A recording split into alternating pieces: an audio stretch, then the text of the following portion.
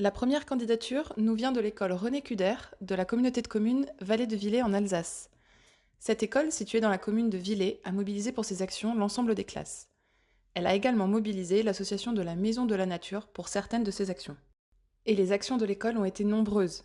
Activités sur le jardinage avec le compost, le recyclage et le ramassage des déchets, mais aussi activités autour de l'énergie. Les élèves ont ainsi réalisé une bouilloire solaire et une éolienne. Parmi les élèves, nous retrouvons également Monsieur et Madame Énergie, qui s'occupent de fermer les radiateurs à la fin de la journée.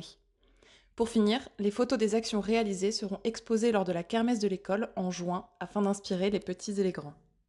La deuxième candidature nous vient de l'école Jules Ferry. Cette école se situe dans la commune de Villefranche-de-Lauragais et a mobilisé pour ses actions 3 classes de CM2. L'établissement s'est notamment appuyé sur les services techniques pour certaines de ses actions. Les actions ont été portées par les ambassadeurs, représentés par des élèves de CM2. Un prédiagnostic de l'école a été réalisé avec l'aide des services techniques en utilisant les outils du kit collectivité CubeÉcole. Les équipes pédagogiques ont également travaillé sur les notions d'énergie en lien avec les programmes scolaires. Enfin, les élèves ont réalisé une charte des bonnes pratiques et des affiches de sensibilisation à destination de tous les occupants de leur établissement. La troisième candidature nous vient de l'école Jean Rostand. Cette école se situe dans la commune de Nailloux et a mobilisé l'ensemble des classes, soit 340 élèves du CP au CM2, en impliquant notamment le conseil des délégués. L'établissement s'est également appuyé sur son service communication pour le montage d'une vidéo sur le challenge.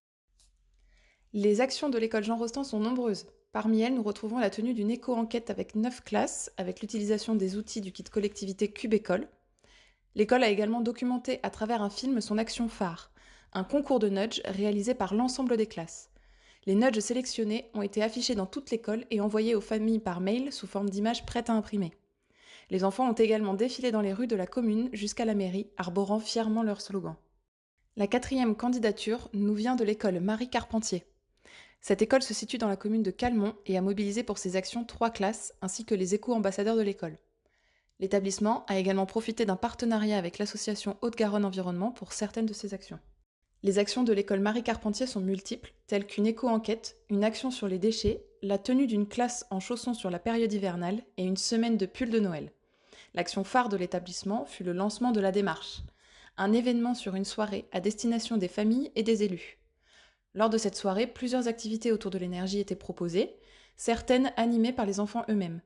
Un challenge cyclotube ayant pour objectif de pédaler pour mesurer la quantité d'énergie créée, un quiz interactif, la création d'un arbre à idées et la présentation du kit collectivité CubeÉcole par les élèves aux visiteurs. Et enfin, la dernière candidature nous vient des 4 écoles de la communauté de communes de l'île d'Abo. Les écoles ont mobilisé les élèves ambassadeurs du CP au CM2. Ce sont les bibliothécaires de ces établissements qui sont à l'initiative de l'action présentée. Les bibliothécaires impliqués dans l'action se sont retrouvés une fois par mois pour travailler sur différentes idées. Elles ont créé plusieurs jeux de société sur le thème de la protection de la planète, dont un jeu sur les éoliennes, sur le recyclage ou encore un memory géant.